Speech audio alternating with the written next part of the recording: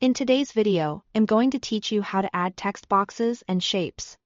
This is a simple but very useful skill, especially when you want to make a document, slide, or design more visual, organized, and easy to understand. Shapes can help highlight important information, create labels, point to key areas, or add structure to your content. And once you know how to place text inside a shape, you can turn basic graphics into clean, professional-looking callouts or titles.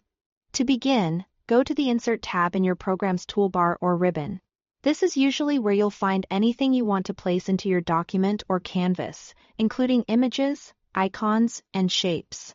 Click on Shapes, and you'll see a menu with different options. You can choose from common shapes like rectangles and ovals, or more directional options like arrows. Pick the shape that best fits what you want to create. For example, a rectangle works well for a text box, while an arrow is helpful if you want to point something out. Once you've selected your shape, move your cursor to the document or canvas. Click and drag to draw the shape. As you drag, you can control the size and proportions. So take a moment to make it fit the space you need. If it doesn't come out perfectly the first time, that's okay.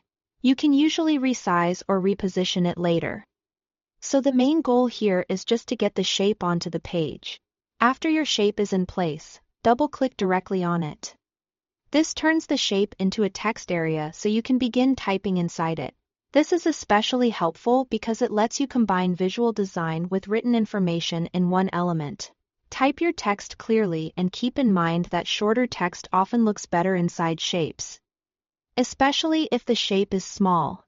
To customize the look of the shape, click to select it. Then go to the Shape Format or Style tab. This is where you can adjust the appearance. Use Shape Fill to change the background color inside the shape.